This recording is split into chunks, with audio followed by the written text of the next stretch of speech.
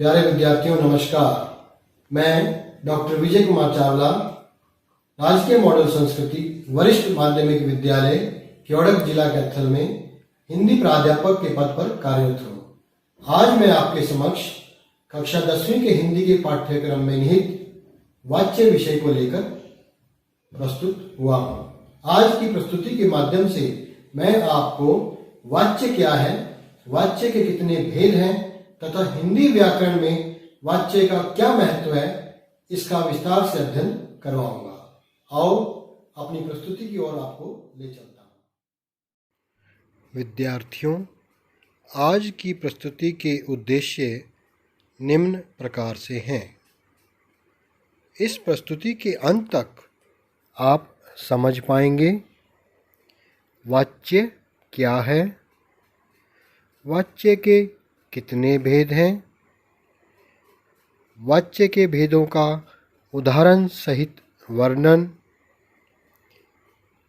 वाच्य परिवर्तन कैसे करें तथा हिंदी व्याकरण में वाच्य परिवर्तन का क्या महत्व है, या अन्य शब्दों में हम कहें तो हिंदी व्याकरण में वाच्य का क्या महत्व है, आप इसका ज्ञान प्राप्त कर पाएंगे।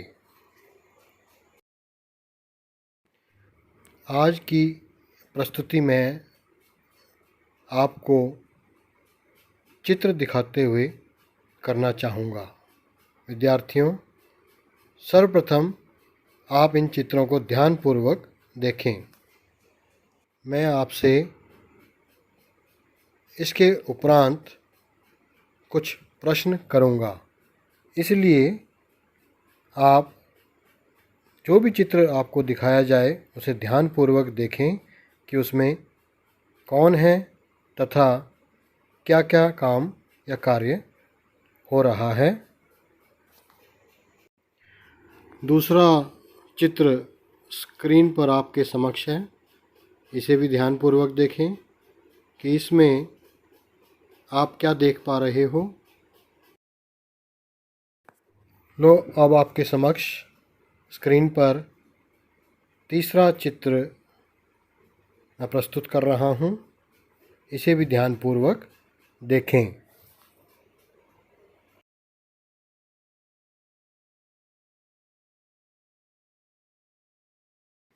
विद्यार्थियों, यह अंतिम चित्र स्क्रीन पर आपके समक्ष दिखाया जा रहा है, इसे भी ध्यानपूर्वक देखें।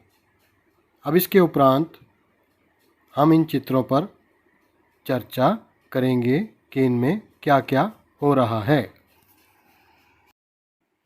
आओ देखें चित्रों में क्या क्या हो रहा है। पहला चित्र जो आपने देखा उसमें बच्चे फुटबॉल खेल रहे हैं। दूसरा चित्र जो आपने देखा था उसमें क्या हो रहा था, लड़की सो रही है। तीसरे चित्र में हमने क्या पाया कि बच्चे पतंग उड़ा रहे हैं। और चौथे चित्र में हमने क्या देखा, बच्चे से पढ़ा नहीं जाता। विद्यार्थियों, अब स्लाइड को ध्यानपूर्वक देखें व समझें, क्योंकि मैं अब आपको अपने विषय की ओर अग्रसर कर रहा हूँ। पहले दृश्य में हमने क्या पाया था कि बच्चे फुटबॉल खेल रहे हैं। तो इस वाक्य में बच्चे क्या भूमिका अदा कर रहा है व्याकरण की दृष्टि से, पद कर्ता का, फुटबॉल कर्म का, और खेलना यहाँ क्या है, क्रिया। इसी प्रकार दूसरे वाक्य में देखिए, लड़की सो रही है, यहाँ लड़की कर्ता है, कर्म का अभाव है तथा सोना क्रिया है। अब तीसरे वाक्य को ध्यानपूर्वक देखें, बच्चे पतंग उड़ा रहे हैं। यहाँ विद्यार्थियों, बच्चे जो है वह कर्ता का कार्य कर रहा है, पतंग यहाँ कर्म का कार्य कर रहा है, और खेलना इस वाक्य में क्रिया की भूमिका अदा कर रहा है। चौथे वाक्य में देखिए, बच्चे से पढ़ा नहीं जाता। यहाँ बच्चे क्या है? कर्ता। पढ़ना क्या है? क्रिया। और यहाँ ना तो कर्ता प्रधान है ना कर्म प्रधान, यहाँ भाव प्रधान है। विद्यार्थियों, इन चारों वाक्यों में ध्यान देने योग्य तथ्य कौन कौन से हैं, मैं आपको समझाता हूँ, ध्यानपूर्वक सुनिए। वाक्य में क्रिया के लिंग वचन या तो कर्ता के अनुसार होंगे या कर्म या भाव के अनुसार। ध्यान से सुनिए, वाक्य में क्रिया के लिंग वचन या तो कर्ता के अनुसार होंगे या कर्म या भाव के अनुसार। दूसरा, वाक्य में या तो कर्ता प्रधान होता है या कर्म या भाव। तीसरा महत्वपूर्ण तथ्य जो सामने निकल कर आता है वह यह है कि वाक्य में या तो सकर्मक क्रिया होगी अन्यथा अकर्मक क्रिया। और चौथा तथा अंतिम तथ्य जो निकल कर सामने आता है वह यह है कि वाक्य और क्रिया में वाच्य का अपना ही एक महत्वपूर्ण स्थान होता है। तो विद्यार्थियों, आज का जो हमारा विषय है वो आपके समक्ष है, वाच्य। वाच्य का शाब्दिक अर्थ क्या है? वाच्य का शाब्दिक अर्थ है बोलने का विषय। मनुष्य जब कुछ बोलता है तो अपने भीतर वह विषय लेकर चलता है या किसी विषय पर वह अपने विचार अभिव्यक्त करता है। तो यही बोलने का विषय हिंदी व्याकरण में वाच्य के नाम से जाना जाता है। वाच्य की परिभाषा। वाच्य क्रिया का वह रूप है जिससे यह ज्ञात होता है कि वाक्य में कर्ता प्रधान है, कर्म प्रधान है अथवा भाव प्रधान है। क्रिया के लिंग एवं वचन उसी के अनुरूप होते हैं।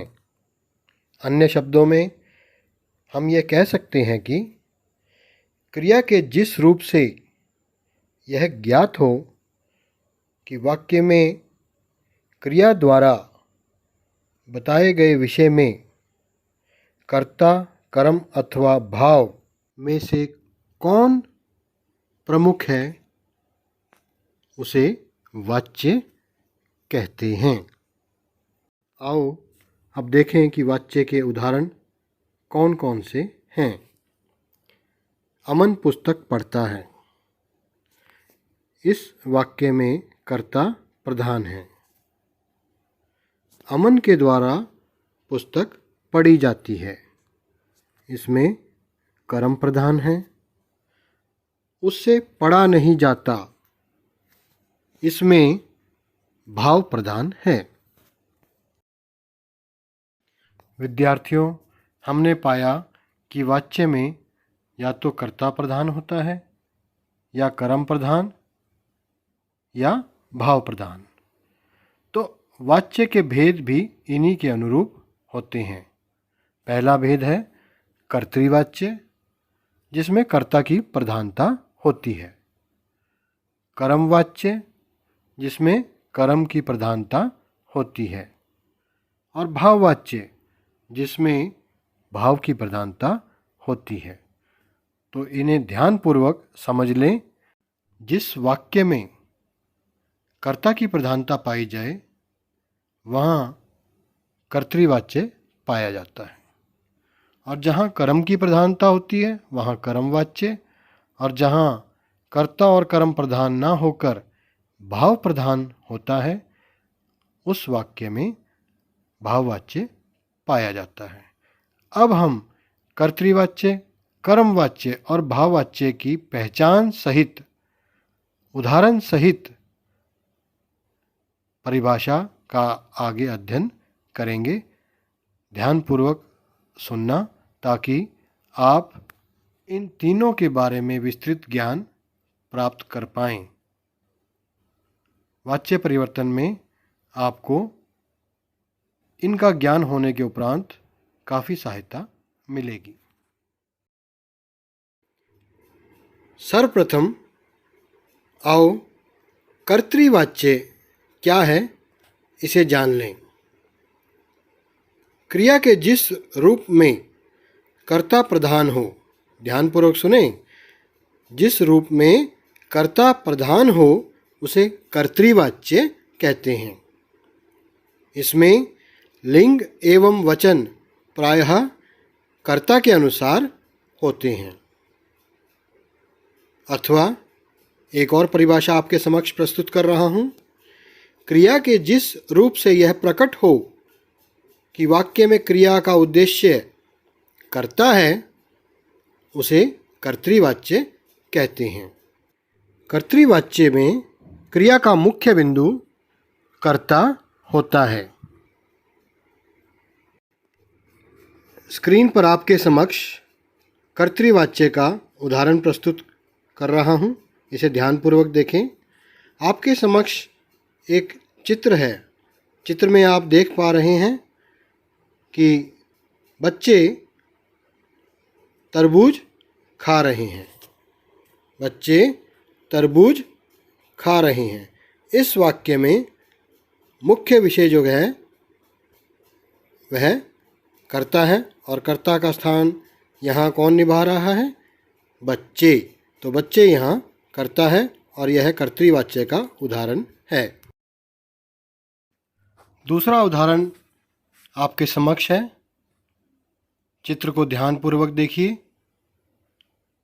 चित्र के नीचे लिखा हुआ है मजदूर इमारत बना रहे हैं। इस वाक्य में मजदूर क्रिया का मुख्य विषय है अर्थात कर्ता है और यह कर्तृवाच्य का उदाहरण है। एक और तस्वीर ध्यानपूर्वक देखिए। इस तस्वीर में आप देख पा रहे हैं कि लड़का गेंद से खेल रहा है। तो विद्यार्थियों, यहाँ भी कर्ता की प्रमुखता विद्यमान है, अतः यह वाक्य भी कर्तृवाच्य का उदाहरण है। हमने तीनों तस्वीरों के माध्यम से यह जाना कि जिस वाक्य में कर्ता की प्रधानता होती है उसे कर्तृवाच्य कहते हैं। आओ अब आपको कुछ और महत्वपूर्ण तथ्य समझाता हूँ। कर्तृवाच्य में सकर्मक एवं अकर्मक दोनों क्रियाओं का प्रयोग होता है। ध्यान से सुनिए। कर्तृवाच्य में सकर्मक एवं अकर्मक दोनों क्रियाओं का प्रयोग होता है। उदाहरण देखें। राम पुस्तक पढ़ता है। राम पुस्तक पढ़ता में सकर्मक क्रिया विद्यमान है। इसकी पहचान हम कैसे करेंगे? ध्यान से समझ लीजिए। क्रिया से पूर्व क्या प्रश्न का यदि कोई उत्तर मिलता है तो उस वाक्य में सकर्मक क्रिया पाई जाती है। जैसे यहाँ इस वाक्य में यदि हम प्रश्न करें क्या पढ़ता है और उत्तर मिलता है हमें पुस्तक, तो यहाँ पुस्तक सकर्मक क्रिया की ओर इशारा प्रदान करती है। यह दर्शाती है कि इस वाक्य में सकर्मक क्रिया विद्यमान है। अब दूसरा वाक्य देखिए। सीता सो रही है। जब क्रिया से पूर्व क्या प्रश्न का उत्तर ना मिले तो वहाँ अकर्मक क्रिया होती है। अन्य शब्दों में क्रिया से पूर्व यदि हम कौन प्रश्न लगा कर देखते हैं और उसका यदि उत्तर हमें मिलता है तो वह अकर्मक क्रिया की ओर हमें ले जाता है। जैसे कौन सो रही है? सीता। तो यहाँ इस वाक्य में अकर्मक क्रिया विद्यमान है। अकर्मक क्रिया में कर्म का अभाव होता है, इसमें कर्म नहीं पाया जाता। आओ कर्मवाच्य क्या है अब इसे जानें।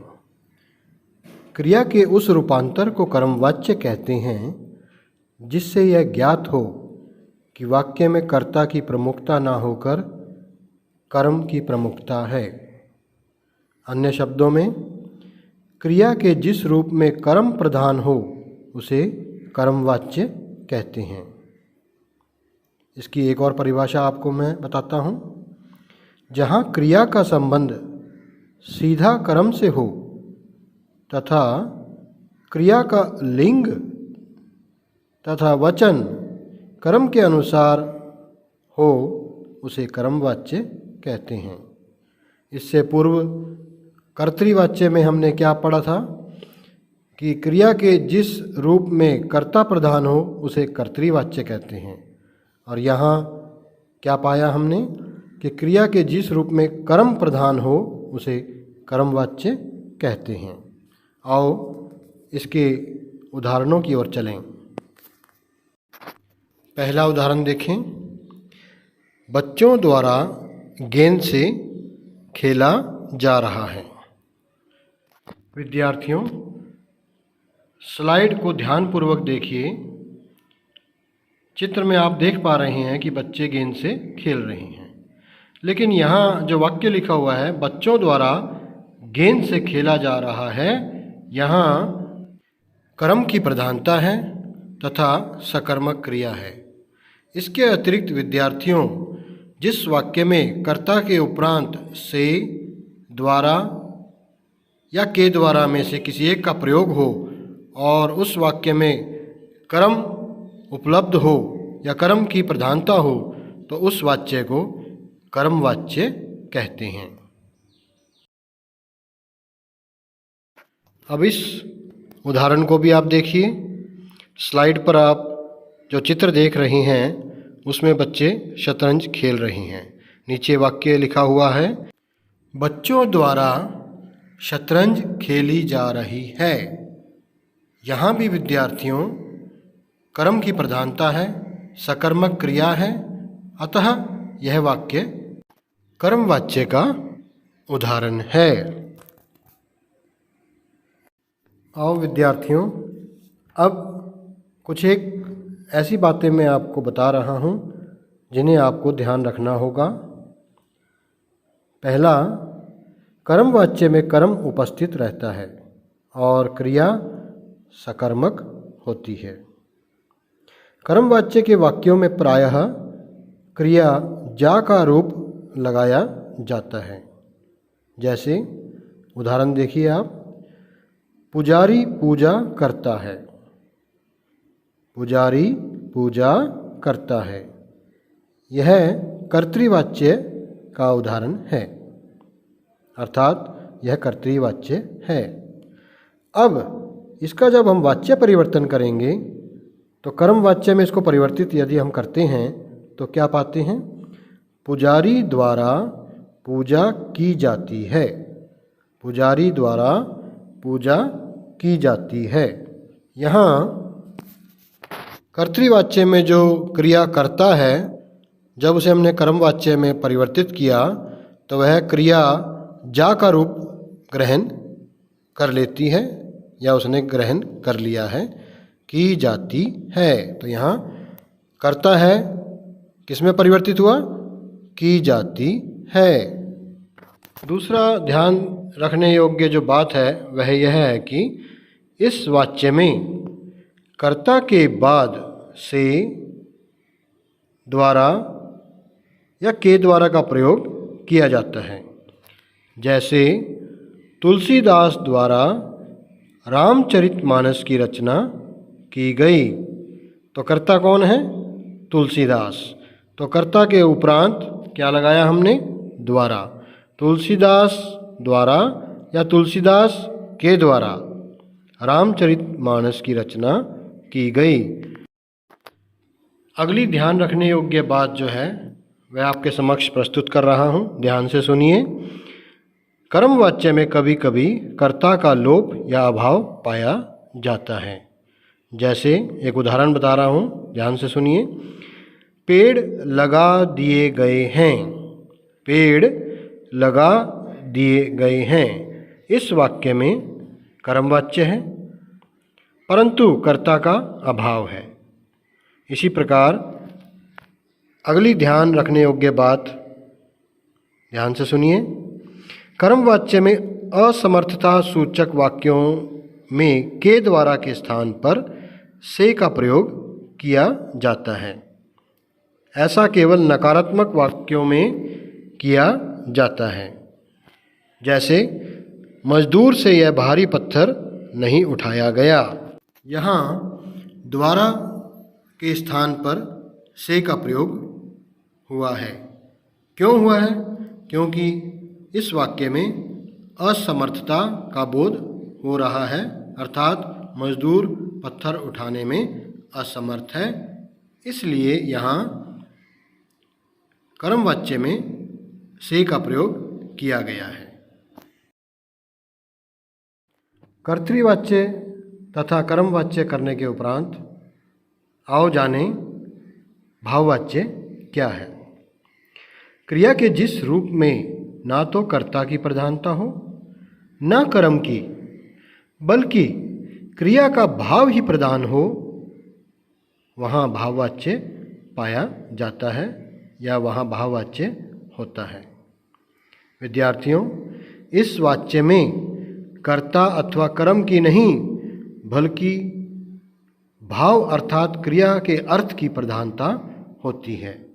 जैसे धूप में चला नहीं जाता, मुझसे उठा नहीं जाता, ये दोनों उदाहरण भाववाच्य के हैं। यहाँ कर्ता अथवा कर्म की प्रधानता न होकर भाव की प्रधानता विद्यमान है। भाववाच्य के संदर्भ में जो बातें हमें ध्यान रखनी होंगी वे बातें निम्न प्रकार से हैं। भाववाच्य का प्रयोग विवशता, असमर्थता व्यक्त करने के लिए होता है। भाववाच्य में प्रायः अकर्मक क्रिया का प्रयोग होता है। यह सबसे महत्वपूर्ण बिंदु है।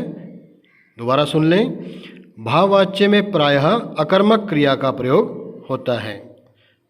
अगला पॉइंट या अगला बिंदु क्या है? भाववाच्य में प्रयुक्त क्रिया सदा पुल्लिंग और अकर्मक और एकवचन होती है। और अंतिम ध्यान देने योग्य बात है, भाववाच्य को केवल कर्तृवाच्य में बदला जा सकता है। तो विद्यार्थियों, फिर से एक बार दोहरा रहा हूँ, ध्यान से सुनिए। भाववाच्य में विवशता, असमर्थता व्यक्त करने वाले भावों को स्थान प्रदान किया जाता है। इसमें केवल अकर्मक क्रिया पाई जाती है। भाववाच्य में प्रयुक्त क्रिया सदा पुल्लिंग, अकर्मक और एकवचन होती है तथा भाववाच्य को केवल कर्तृवाच्य में ही बदला जा सकता है। आओ भाववाच्य के कुछ उदाहरणों को जान लें। पहला है चलो अब चला जाए। दूसरा, ऐसी तेज धूप में कैसे चला जाएगा। तीसरा, विधवा से रोया भी नहीं जाता। चौथा वाक्य, उस मोटे व्यक्ति से चला नहीं जाता।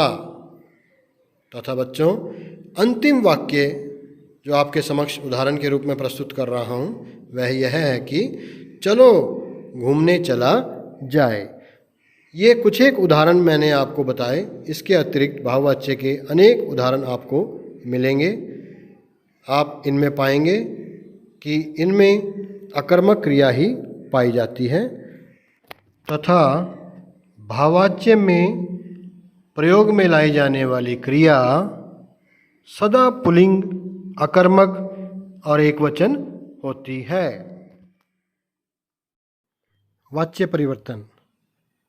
विद्यार्थियों, हमने वाच्य के तीनों भेदों का उदाहरण सहित अध्ययन किया। अब हम वाच्य परिवर्तन कैसे किया जाता है इसका अध्ययन करेंगे। वाच्य परिवर्तन के अंतर्गत तीनों प्रकार के वाच्यों को परस्पर परिवर्तित किया जाता है, जैसे कर्तृवाच्य से कर्मवाच्य में वाच्य परिवर्तन, कर्तृवाच्य से भाववाच्य में वाच्य परिवर्तन, कर्मवाच्य से कर्तृवाच्य में वाच्य परिवर्तन तथा भाववाच्य से कर्तृवाच्य में वाच्य परिवर्तन। कर्तृवाच्य से कर्मवाच्य में वाच्य परिवर्तन। ध्यान से सुनिए व समझिए। कर्तृवाच्य से कर्मवाच्य बनाने के लिए सबसे पहले यदि कर्ता के बाद ने परसर्ग अर्थात कारक चिन्ह लगा हो तो उसे हटाकर द्वारा, के द्वारा तथा से का प्रयोग किया जाता है। दूसरा, कर्म के साथ कोई परसर्ग या कारक चिन्ह हो तो उसे हटा दिया जाता है। तीसरा, कर्तृवाच्य की मुख्य क्रिया को सामान्य भूतकाल में परिवर्तित किया जाता है।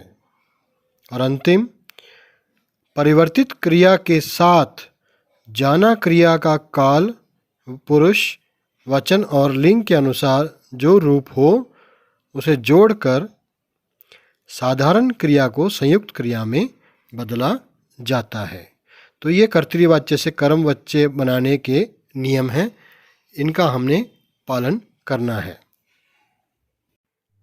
कर्तृवाच्य से कर्मवाच्य के उदाहरण। आओ मैं आपको कर्तृवाच्य से कर्मवाच्य के कुछ उदाहरण स्लाइड के माध्यम से समझाता हूँ। पहला वाक्य ध्यान से सुनिए। हालदार साहब ने पान खाया। विद्यार्थियों, यह वाक्य कर्तृवाच्य के अंतर्गत आता है। अब हम इसे कर्मवाच्य में परिवर्तित करेंगे। हालदार साहब द्वारा पान खाया गया। यहाँ आप देखिए, ने परसर्ग जो कर्तृवाच्य में आया है उसे हमने कर्मवाच्य बनाते वक्त हटा करके उसके स्थान पर द्वारा का प्रयोग किया है। तो हालदार साहब द्वारा पान खाया गया। अब दूसरा वाक्य देखिए। गायक ने मधुर गीत गाया। यह भी कर्तृवाच्य है। अब इसका हम रूप परिवर्तित कर्मवाच्य में करेंगे। गायक द्वारा मधुर गीत गाया गया। यहाँ भी ने परसर्ग को हटाकर द्वारा का प्रयोग किया गया है। अब तीसरा वाक्य ध्यानपूर्वक सुनिए। बाल गोविंद भगत प्रभातियाँ गाते थे। ये भी कर्तृवाच्य है। जब इसका हम रूप परिवर्तित करेंगे कर्मवाच्य में, बाल गोविंद भगत के द्वारा प्रभातियाँ गाई जाती थीं।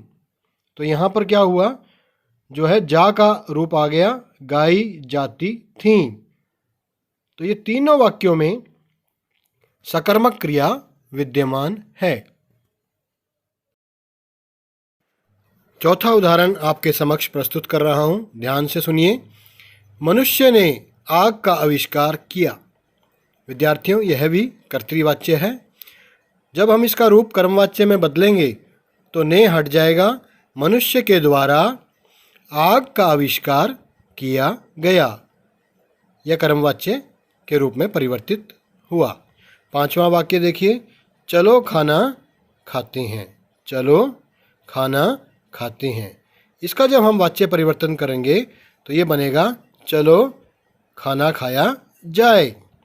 चलो खाना खाया जाए। और अंतिम वाक्य ध्यान से सुनिए। मरीज पानी नहीं पी सकता। कर्तृवाच्य है। मरीज पानी नहीं पी सकता। तो क्या बना, मरीज द्वारा पानी नहीं पिया जाता। मरीज द्वारा पानी नहीं पिया जाता।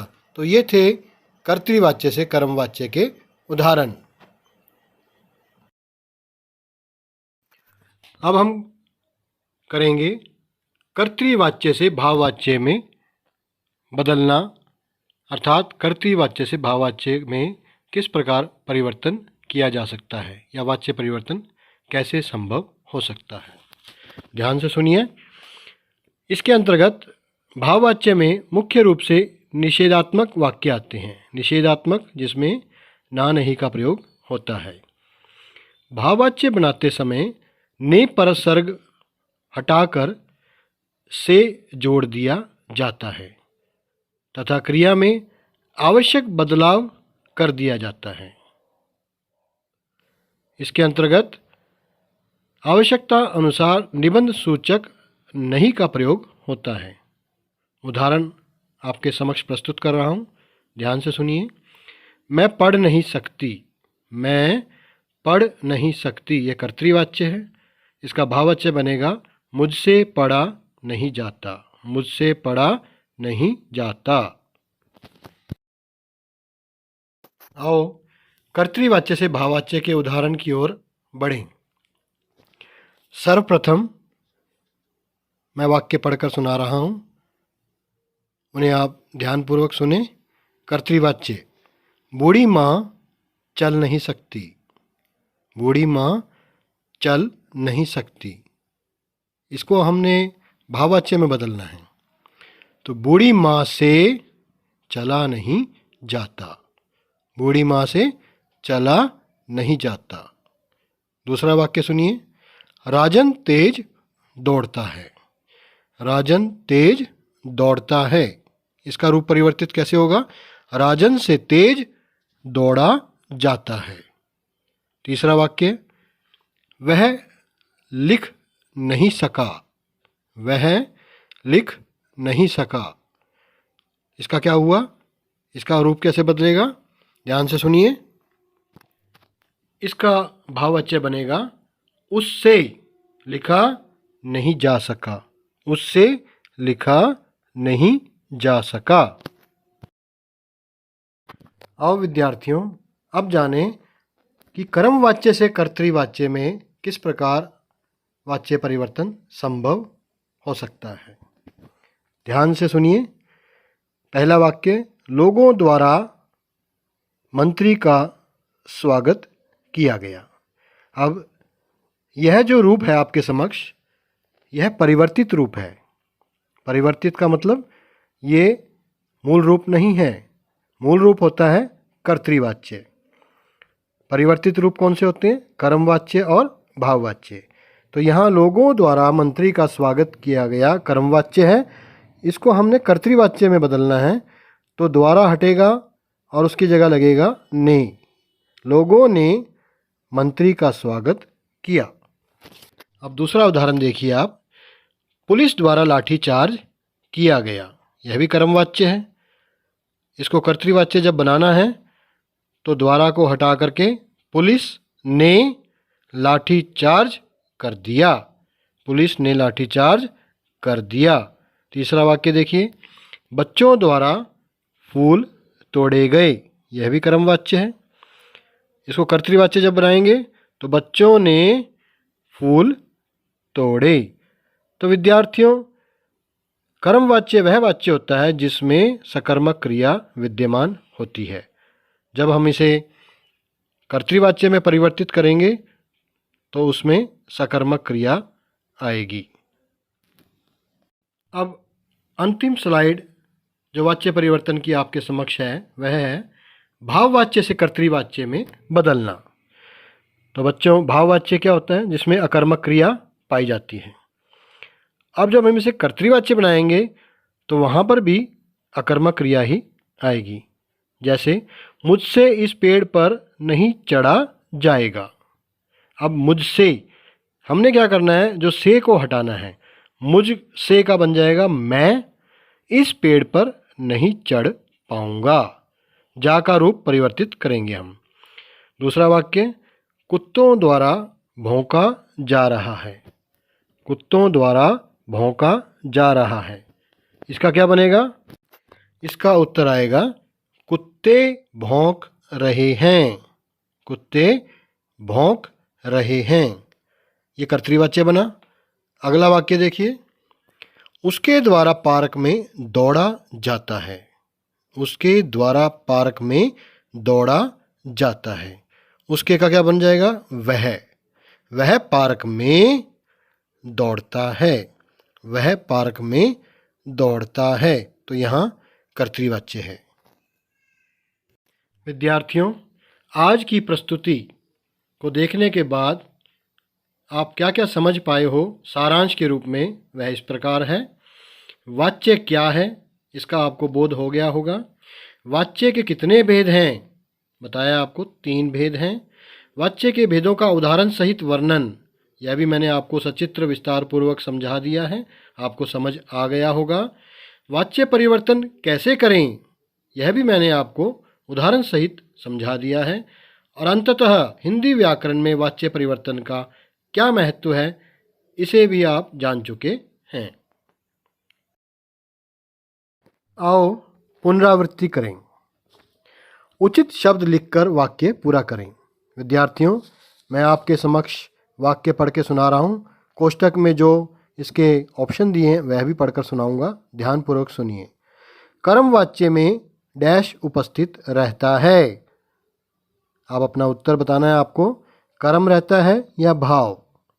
तो कर्म वाच्य में, ध्यान से सुनिए, डैश में अकर्मक और सकर्मक दोनों प्रकार की क्रिया का प्रयोग है ना। कर्म प्रमुख होता है, कर्म की प्रधानता होती है। कौन सा वाच्य है यहाँ, कर्तृवाच्य या भाववाच्य रहता है। तो इसका उत्तर क्या आएगा, कर्तृवाच्य, क्योंकि भाववाच्य में केवल अकर्मक क्रिया का प्रयोग होता है। तीसरा वाक्य ध्यान से सुनिए। तुलसीदास द्वारा रामचरितमानस की रचना की गई। यह किस प्रकार का वाच्य है, कर्तृवाच्य या कर्मवाच्य। विद्यार्थियों, यह कर्मवाच्य का उदाहरण है, अर्थात यहाँ कर्मवाच्य है, क्योंकि इसमें द्वारा का प्रयोग किया गया है और यह कर्तृवाच्य का परिवर्तित रूप है। चौथा वाक्य देखिए, डैश में अकर्मक क्रिया का प्रयोग होता है, भाववाच्य में या कर्मवाच्य में। तो किस में होता है, भाववाच्य में, क्योंकि कर्मवाच्य में तो सकर्मक क्रियाएं विद्यमान होती हैं। स्लाइड को ध्यानपूर्वक देखिए। निम्नलिखित वाक्यों के वाच्य का नाम बताएं। मैं वाक्य पढ़ के सुनाऊंगा, ऑप्शन भी बताऊंगा, आपने उनको पहचान कर यह बताना है कि कौन सा वाच्य है। पहला वाक्य, वह रामलीला देख रहा है।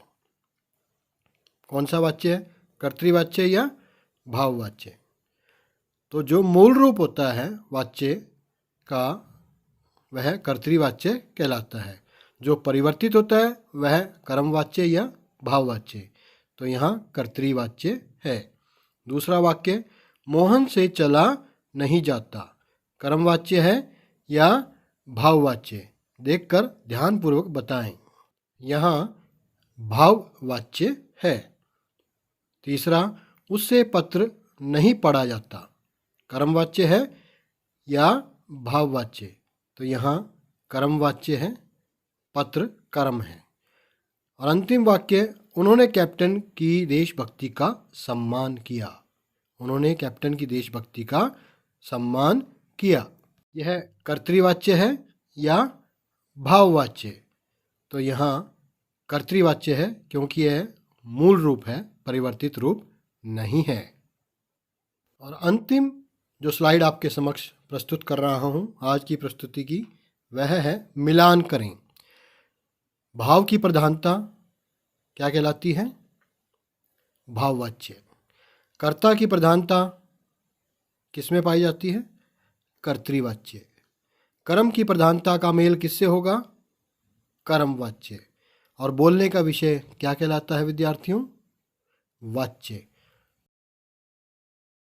मुझे उम्मीद ही नहीं, पूर्ण विश्वास है कि आज की प्रस्तुति आपको अच्छी तरह समझ आ गई होगी।